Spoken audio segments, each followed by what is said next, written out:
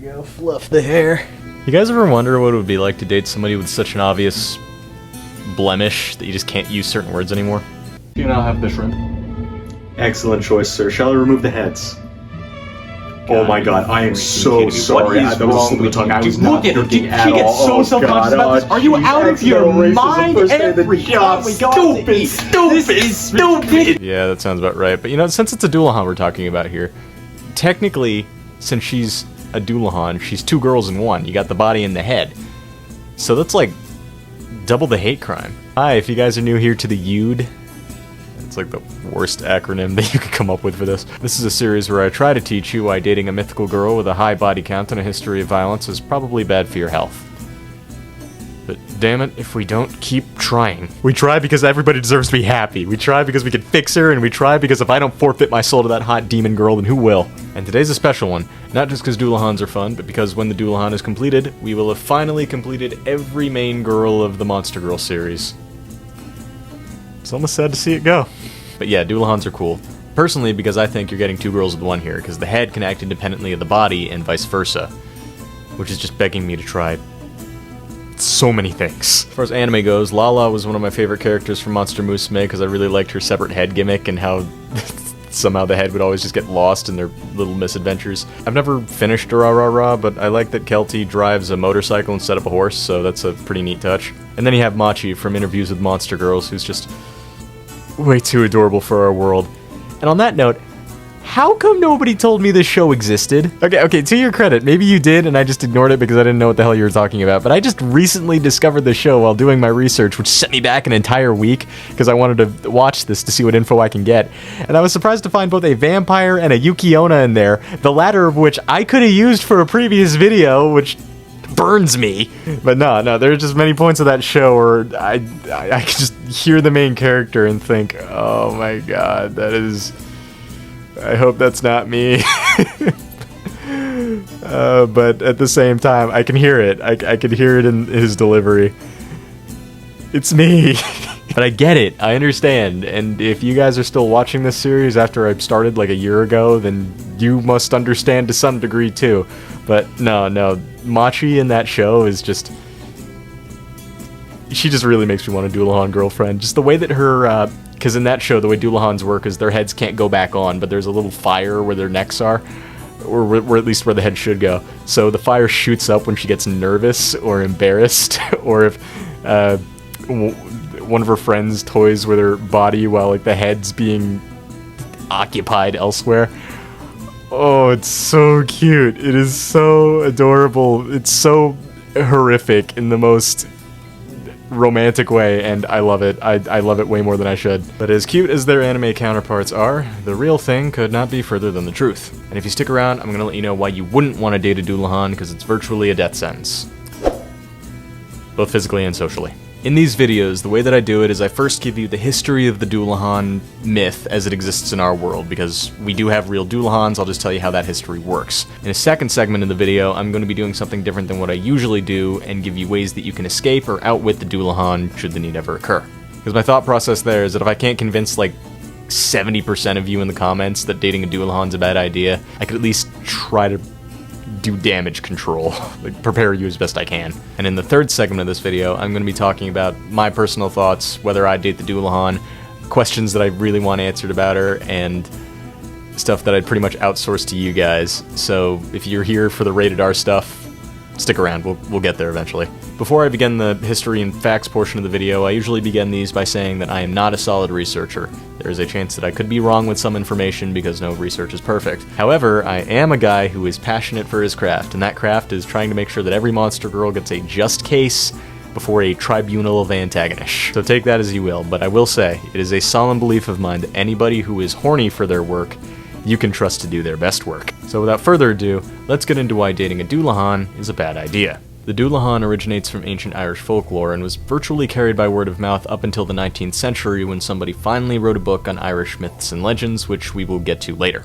There are two main origin stories that explain where the Dullahan might have come from, that I separate as the realistic theory and the cooler theory, which is a common trope that I find in most cryptid origin stories. You have a group of people and they're telling a story about this this monster, and then they give you a fanfic origin, and then they give you the realistic origin, which usually boils down to we needed to scare a group of people, which is why we created this in the first place. So I'll just leave it to you to pick which one you like more. The realistic origin story of the Doulahan suggests that it was made up by townsfolk just as a means to scare children and drunk adults about things that go bump in the night, so that way they don't wander the roads after dark. A necessary and understandable thing to do at the time, because while a Doulahan may or may not be real, a hungry man-eating wolf definitely was. So a supernatural deterrent to scare people indoors so that they don't get eaten was definitely useful. The cooler origin story suggests that the Dullahan may be a metaphysical incarnate of a pagan god referred to as Crom Doob. If I am mispronouncing your name in any way, please do not smite me, Mr. Doob. Do not send Dullahan to me. I mean you know blasphemy. Crom Doob was a god that was said to promise people good harvests and fertility so long as they offered him decapitated human sacrifices. I mean, to me that sounds like a pretty cruel business practice, but must have worked if people kept doing it, so what do I know? Christianity was eventually introduced to Ireland, putting the practice to a stop, thank God, and Crom Doob, not getting any more human head sacrifices, was like, alright, I'll do it myself, to which he manifests into a headless horse rider with a knack for decapitation and a taste for human blood. Told you this origin was cooler. Needless to say, Ireland really loved Story B, not that I blame them. So they embellished the story, eventually coming up with Dullahan, which I think means Dark Overseer.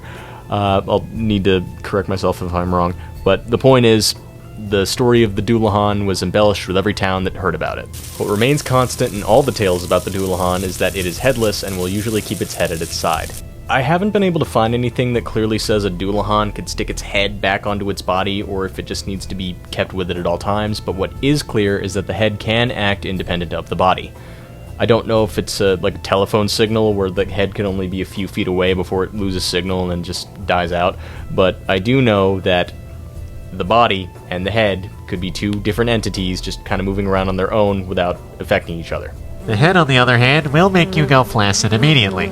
It's said that the head, contrary to the body, is rotting and oozes disgusting pus. Don't say lube. Don't you dare say lube. It's said that the head also has fiery glowing eyes, sharp teeth, and can float depending on what story you hear. And in addition to carrying its head, it's said that the Dullahan carries around a whip made from a human spine that it uses to gouge out people's eyes, for reasons I will get into in a bit. And finally, to top it off, most accounts depict the Dullahan as riding a black horse that might also be headless, or riding a stagecoach made out of human remains that is pulled by 6 horses, which, if anybody is still thinking about going out with her, keep in mind, she may come with a set of wheels. So we established that she looks like a badass, she comes with her own ride, and maybe the head's a little off-putting, but other than that, probably fine. But it's not all about looks, right? It's all about how she acts, how the Dullahan presents itself to the common folk. Well, a Dullahan is a harbinger of death, and they love it. On a side note, I love how in Monster Musume this is so accurate to Lala's character because she loves death so much. She loves being a harbinger of death, like a Grim Reaper, to the point where she acts Chinibio, and it is just perfect. It just shows you that the author did his homework, and it shows. I love it. So yeah, the sole purpose of a Dullahan is death, and to take people to the afterlife that they believe are ready to go. It's sort of like the way that we view the Grim Reaper as a kind of figure that walks up to you when your time is up and just says, alright, it's time to go. And then your soul just kind of leaves the husk and then you just walk with him to the afterlife. But what makes the Dullahan so special is that they're the ones that do the actual killing. So they walk up to you, they sever your head from your shoulders, and they walk off. And they love it.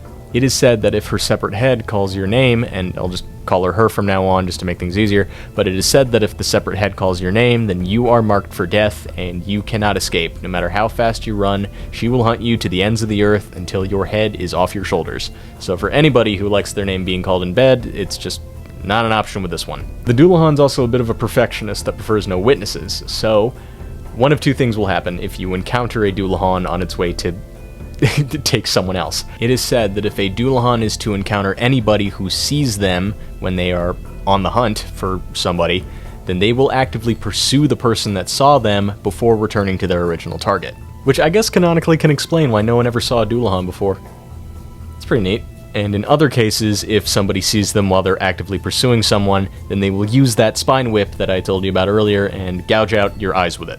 Aw, she's people shy. Almost makes me want to forgive her for all those accounts of first-degree murder. And another tidbit I found is that apparently every time a Dullahan stops, someone dies. I'm not gonna lie, that one kind of sounds lazy. Like, somebody dies statistically every 5 seconds, right? So it's feasible, but it just kind of feels like something I can do too.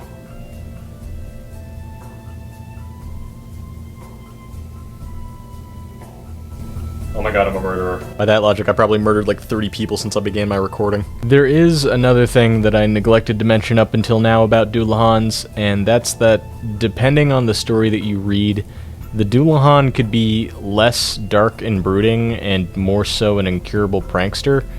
Like, in some of the 19th century stories that I'll get into in a bit, there are some where the Doulahan just straight up plays Ding Dong Ditch and knocks on the door, and if you're foolish enough to answer it, it will splash blood on you and run away. Which, it's just, there's something about an ancient death god coming back to play Ding Dong Ditch that just kind of removes some of the cool factor. Maybe that's just me, but I don't know. I don't know. I don't think I like that. I guess that playful nature can kind of be interpreted as playing with your food. So if you intend to kill them afterwards, I guess that's cool, but that just kind of seems a little mean-spirited at that point. Cartoonish would probably be a better word for it, but I don't know. I'm not a death god. As far as you know. That was a long-winded explanation of the Doulahan, but now at least you have a better idea of what she is, so that way we could put her on a timeline. As I said, the Doulahan was an ancient Irish story that was told by word of mouth up until the 19th century, when the Doulahan was finally, officially, put into a book. That book was called Fairy Legends and the Traditions of the South Ireland, written in 1825 by a man named Thomas Croker. Croker's goal was to essentially create an anthology book that had as many a collection of wacky Irish tales and stories and myths as he can get his hands on, several of which being about Doulahans. I would be remiss to say that there wasn't some controversy surrounding the book, as quite annoyingly, Croker did not cite his sources, and apparently at one point Croker had lost half the manuscript for the book, or at least half the stories that he collected, so at one point he asked fellow writers to collect these stories and finish the book with him, which it's unsure whether or not that meant that he had a bunch of writer buddies that went to these places where he went and collected these stories again, or more accurately, he was asking writers to just make something up to finish the rest of the stories that were just blank pages at that point, which means that some of these tales, and some of the tales of the Doulahan by extension, might just be the fabrications of a writer. So yeah, the stories that are in the book might not be entirely accurate as to when Croker was initially told them, but Doulahans are still mentioned in the book and in multiple passages, thus technically making this the first written account of Doulahans that we know of that exists as far back as 1825. Before continuing, there's something I want to clarify. To me, the Doulahan and the headless horseman, while similar, are two different entities. So no, I'm not counting Washington Irving's Sleepy Hollow made in 1819, which, fun fact, Sleepy Hollow is actually the first American horror story, if you want to call it that. It was like the first American monster that was a story made with the intention of scaring the crap out of Americans, which I just thought that was pretty cool. But I still think that those two are different, because for one, Washington Irving never mentioned Doulahans as inspiration for his headless horseman, and second, the idea of a headless rider that scares people is not all that hard a concept to create, at least not character design wise. To be frank, the idea of creating a headless horse rider is not overly complicated an idea to think of, to the point where you can have cultures on opposite ends of the world that don't interact with each other, creating the same monster but with different concepts. And in fact, you have a real-world example of this. So in ancient Ireland, you have the Dullahan, right? Well, in ancient India, at around the same time, they created their own headless horseman that has a name, I think it's called the Jajak. I can't remember what it was called. But the concept of that headless rider was actually a bit of an anti-hero who got decapitated mid-battle and continued to live on as a soldier that protected the weak and innocent, that kind of viewed as a virtuous superhero over there. And I am 95% sure that ancient India and ancient Ireland didn't know that they existed. Like, I'm pretty sure they didn't know of the other's existence. So the fact that they were able to create virtually the same thing with different concepts, what I'm trying to say is that's not outside the realm of possibility, and was not outside the realm of possibility. It happened. Ergo, I don't think that it's overly complicated for Washington Irving to come up with an idea of a headless rider in his story Sleepy Hollow. And if I'm going to be a stickler about this, I am only talking about Doulahans, and if Irving never mentioned Doulahans as his inspiration, then I'm going to say that they weren't involved in Sleepy Hollow at all. Thus, the first written record of Doulahans being Thomas Croker's Fairy Legends. We really need a shorter, better name for that book, but it still makes Thomas Croker's book the first official written account of Doulahans, and Doulahans specifically. As I mentioned before, Croker's book consists of several Doulahan stories that range from creepy to cartoonish. There's a story where a Dullahan knocks on doors until people answer and then he splashes blood on them. There's a story that accurately explains the lore and the looks of a Dullahan. And then you have my favorite Dullahan story of the bunch, which is about a man chasing a woman through a graveyard with no head. To clarify, it was the woman who didn't have a head, not the man. Not that that makes it any better. So I decided to take a break from recording, and a friend of mine and I ended up watching Hokkaido Girls, and I took the opportunity to shower, so that's why my hair looks different. But, where was I? Right, female Dullahan story. My favorite Dullahan story is titled A Good Woman, an aptly named title which gets funnier when you know where the story goes. The story follows a man named Larry Dodd, who at this point is beyond plastered after coming back from the tavern, and he's lamenting about his argumentative wife when he crosses paths with a woman walking the same trail as him, hiding her face under a cloak. After giving her one look, he decides, the lower half is pretty enough, and he offers her a ride just down the trail a ways, to which the woman silently agrees and climbs onto the back of his horse. As they're riding on horseback, Larry tries to offer a little bit of small talk, to which the woman is oddly unresponsive, but as they go further down the road, they eventually end up at an old church where she gestures at him to stop, to which they do, and then she gets off, but not before Larry, possibly out of horniness or because he's plastered or whatever, says, "Whoa, not so fast." Larry demands payment in the form of a kiss, to which the girl just darts off in the other direction, beckoning her to follow him, to which he's like, "Alright, yeah, sure, I had nothing better to do." And he decides to run through a graveyard with her as they run circles around the church. After a couple rounds, Larry just does not give up, but eventually gets the idea to hide around the corner, so that way when she goes around again, he stretch his arms out, catch her, and then finally get that kiss, and says to himself, "Alright, you know what, if this plan doesn't work, I'm just gonna ride on home because this is getting ridiculous." So he stays at the corner and waits for her to go around again, to which, when she does, he catches her, and her hood flies off, revealing that she does not have a head. Real quick, I just want to read you the passage from the story because it's in Old English and I think it's funny. Larry Dodd sprung forward with open arms and clasped in them a woman, it is true, but without any lips to kiss, by reason of her having no head. It's something about it just being so blunt. I like it. "Murder!" cried he. Well, that accounts for her not speaking. Having uttered these words, Larry himself became dumb with fear and astonishment. His blood seemed turned to ice, and a dizziness came over him, and staggering like a drunken man, he rolled across the broken window of the ruin, horrified at the conviction that he had actually held a Doulahan in his embrace. Which that just sounds like nothing to complain about. He doesn't know how good he has it. So as the passage suggests, Larry is on the verge of passing out, and eventually does, out of fear, to which he then wakes up to the nightmare scenario of a Doulahan dinner party, I kid you not, where he is strapped to a torture wheel surrounded by other rotting victims. Larry is very nonchalant as he describes the setting before him, saying that these Doulahan were dancing and conversing as if it were a royal ball, and he also says that they were dressed in clothing that marked them from all walks of life, including soldiers, aristocrats, and servants. Most eerily, Larry says that the heads of the Doulahans are floating in midair and conversing with each other, until one of them floats over to Larry and suggests that he take a drink, to which Larry, dumbfounded, honestly, I don't know how I'd react in that scenario. I think I'd do the same thing. He takes the drink shortly before a Doulahan lobs off his head, and as Larry's head begins to float, it seems that he himself has become a Doulahan. At least until he wakes up. So Larry jolts himself awake, coming to the realization for both himself and the audience that he must have just been dreaming the whole Doulahan dinner party right at the point when he passed out of fear. But he does wake up to find that while he himself is okay with his head still on his shoulders, his horse has been stolen, and the woman is nowhere to be found. Larry then begins to curse the Doulahans for having no neck because he can't hang them for horse theft, and does so in a way that's kind of like, "Oh, you darn kids stealing my horse, just that kind of way, before he just gets tired of that, walks home to his wife, and tells her the whole story, to which she doesn't believe him. So obviously she chews him out, to which Larry makes the wise decision to fight back by saying, you know, that Dullahan woman was actually alright, because at the very least, she didn't have a mouth. What follows is best described by the story's closing remarks.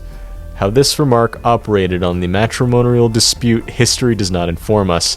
It is, however, reported that the lady had the last word. So, needless to say, I don't think Larry got off easy with that one, but, you know, at least he's alive. He met the one Dullahan that didn't kill him, so that's a thing. But yeah, this is my favorite Dullahan story. Not just because I think it's funny, but because this is the only story in Croker's collection that refers to the Dullahan as a woman. Never take a ride from strangers. Never let strangers onto your ride. So at this point, the legend of the Dullahan, while having stories like A Good Woman and the other Dullahan fables in Croker's book, existed as more so an old wives' tale of mystic stories from Southern Ireland that you could tell around campfires as like a scary story to try to scare people. That is until the legend of the Dullahan eventually found new life in the film industry, making a few cameo film appearances, nothing of which that was really big, but enough to keep it alive up until the 90s. So yeah, there is a bit of a black hole in Dullahan history at this point between 1825 when Croker wrote his book and 1990 when the Dullahan gets new life in a way that I will explain in a bit. But keep in mind, during that time period, a lot of stuff was going on involving the Industrial Revolution, 2 World Wars, and like Beatlemania. So I think it's perfectly logical why people didn't really talk about myths and legends during that time. Or at the very least, if they did, they didn't write it down. But I implore you, if anybody can fill that hole with something that I was not able to find, let me know. In 1990, the Dullahan gets revived by both the Castlevania and Final Fantasy video game franchises as an in-game enemy.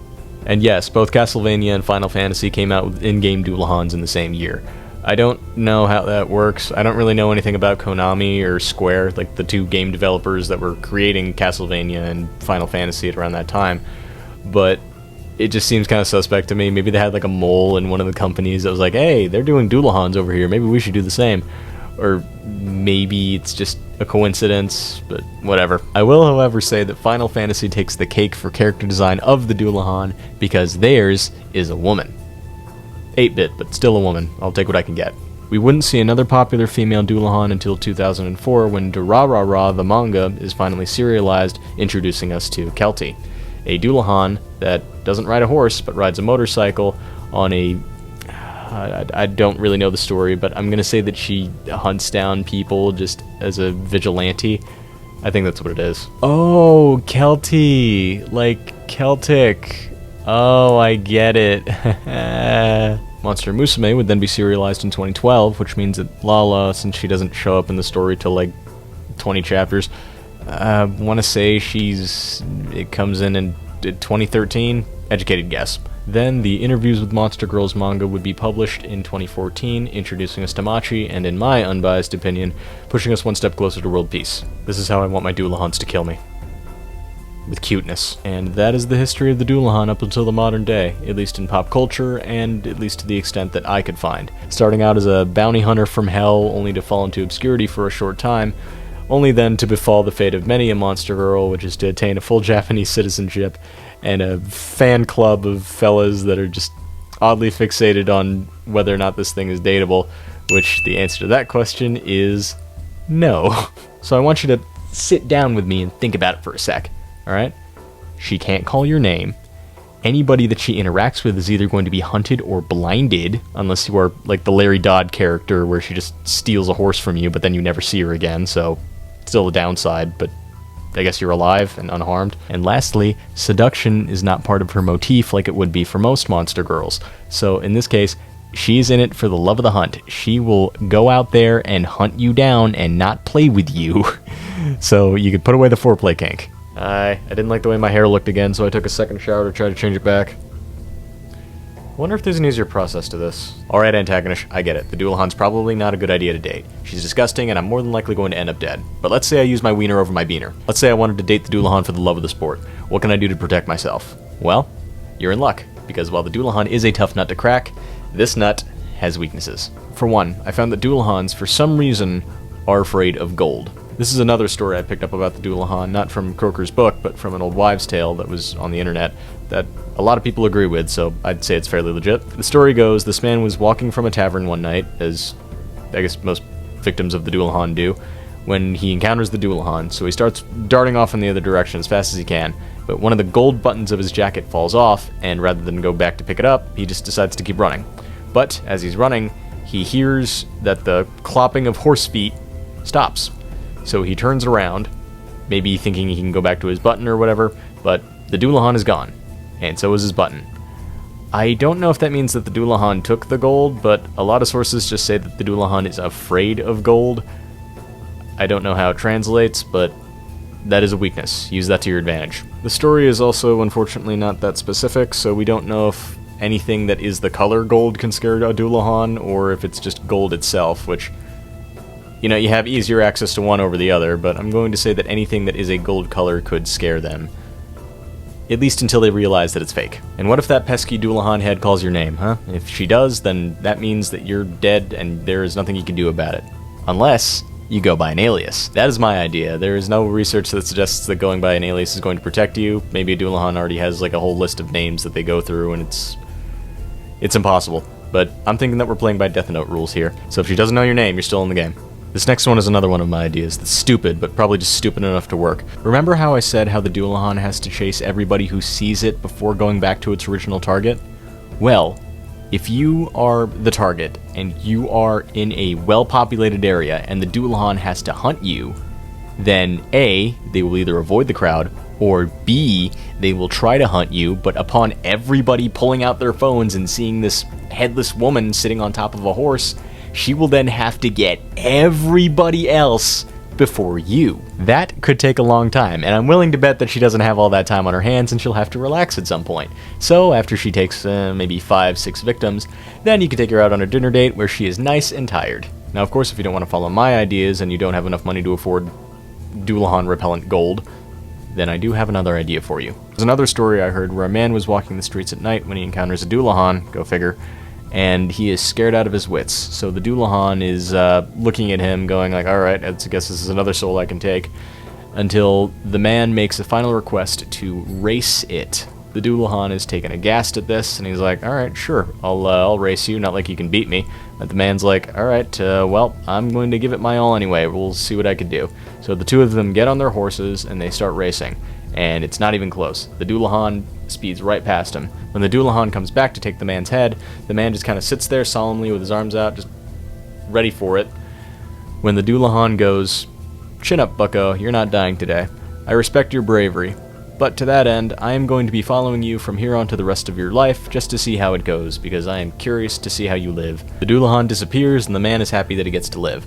But one day, when he is challenged to a horse race by another gentleman, he decides to take it, and upon racing, he's a little slow in the uptake, until he looks back and he sees the Doulahan again, rushing up behind him. Himself and his horse are scared of it, so they just dart forward and they win the race, and that's where the story ends. So the way I see it, the easiest solution is just to be confident. Wow, that sounds so cheesy. But yeah, if you're confident with the Doulahan, you just put yourself out there and maybe confess like a man, then you might get a lifelong companion out of it. That's certainly better than the alternative, but that is my advice to you. And if you keep those 4 things in mind, the gold, the alias, the human sacrifices, or the confidence, then you might have a shot if a Doulahan were to become a new species introduced to our world. But what are my personal thoughts on the Doulahan? Well, let's start as we usually do, with the demographics. If Doulahans just started living with us, would society change? Absolutely. Keep in mind, Doulahans exist for the hunt. They love it. So I could see governments putting sanctions and laws in place to keep them from doing that, but overall, I don't see it really stopping them, and I don't really see anybody enforcing it, because if you do, you will also get chased down. So who's going to want to sign up to be a part of the anti-Doulahan task force if it's like a death sentence? Like, the only way I think you can capture and apprehend a Doulahan is if you put them in a cage of gold, but let's hope that they're scared of fake gold too, because if they're not, taxpayers are really going to feel that one. Oh, wait, no, okay, so our officers would just have to wear gold armor from now on. when trying to apprehend them. Okay, never mind, that could work. I can see it working. Doulahans don't really seem to be affected by the weather in any way, so I think that they could just about live anywhere. There won't be any Doulahan safe spots. Unless the place isn't horse accessible. Or I don't know, maybe they can get off the horse. Maybe they could do what Kelty does and ride a motorcycle instead, in which case they could live anywhere. So again, no Doulahan safe spots. But that's just the government. When it comes to people, it really makes a difference whether or not she can put her head back on or if it has to stay off. Because if she can put her head back on, she's just a normal girl wearing a choker to hide the neck scars, I guess. But if you have to keep the head off, then there are a few things I can imagine that wouldn't be Doulahan accessible. Really, it depends on how attached the head can be to the neck. Like, if the head can't go on, then obviously roller coaster rides, you can't really do that. And if the head can fall off easily, like Lala's can from Monster Musume, I definitely don't recommend a roller coaster, because that thing's gonna fly off. On that note, I don't think the Doulahans can participate in sports either, because, well, the head would easily fly off. Unless the head's maybe on the sidelines, and you stick it on like a tower or something, so that way they could see their body. Say they're playing football, right? So you put the head on a tower, so that way they could have the entire field in view, and then they can just manipulate the body to carry it across the yard line. Oh. I feel like people might see that as cheating. Doulahans might be barred from competitive play. I guess any activity that would be considered rigorous would just be out of question for the Doulahan, unless the rigorous activity involved her headlessness. Oh, come on, we were all thinking it. I have no idea how to ethically bring this up, but let's say that your Doulahan girlfriend consents to this, she doesn't get motion sick, and she's down to do it. What if you're in the middle of using her head to do the deed, and you know how you could spin a basketball on your finger? We'll call it the spin cycle. Ethically questionable activities aside, I still think that life with the Doulahan is pretty worth it, provided that they don't come with murderous tendencies and that the heads don't rot, which, that's pretty much my stance. No, I do not want to date the Doulahan if her head is rotting and she is murderous and she only sees me as her next victim. But if you take all of that away and she's just a sweet girl, I can get behind that. Just try to picture this, alright? Say you guys are at the beach, and you got her body in one arm, and you got her head in the other, and you're just walking along the sand staring out at the water. And then she summons her horse, and the two of you get on, and you gallop across the sands into the sunset. Is that not horrific in, like, the cutest possible way? That would be so worth it! Nothing wrong with it. I just want to lie with my headless girlfriend on the couch as I coddle her head in my arms and we watch movies together. Oh my god, I need help. There are still some things about the Doulahan that I wasn't able to figure out, though. And I really want these questions answered, so I'll just outsource them to you. Maybe you guys can answer them for me, but... For one, how does food work? Does she, like, eat it and then there's some sort of portal that goes from the neck to the stomach? Or maybe she just absorbs the nutrients and it's kind of like signaled to her body. I don't really know. I guess the easy answer to that would be she's a corpse and she doesn't need to eat, but that's not fun. That's way too easy an explanation. I also want to know how new Doulahans get made, because if it's made in the traditional way, then does that mean the baby's head is separate from the body during childbirth? Because... Keep pushing, I can see the head! Probably better warn the doctor about that one. Can I take the horse separately from my Doulahan girlfriend? Not that I wouldn't want her, but it's just like, say we're out of peanut butter one night, right? And I don't want to take the car to get over to the Walmart because I don't want to waste the gas. Can I just go like, honey, I'm taking the death horse? And let's say we did have an offspring. Would our pseudo-Doulahan kid get his own horse, or would he just be horseless? And where would it come from? Because, like, does the horse just show up? Or does the horse get pregnant with my wife at the same time? If that's the case, I might have telepathically gotten that horse pregnant, and I don't know how I feel about that. If anybody has answers to these questions, or has any questions they want answered, let us know in the comments below.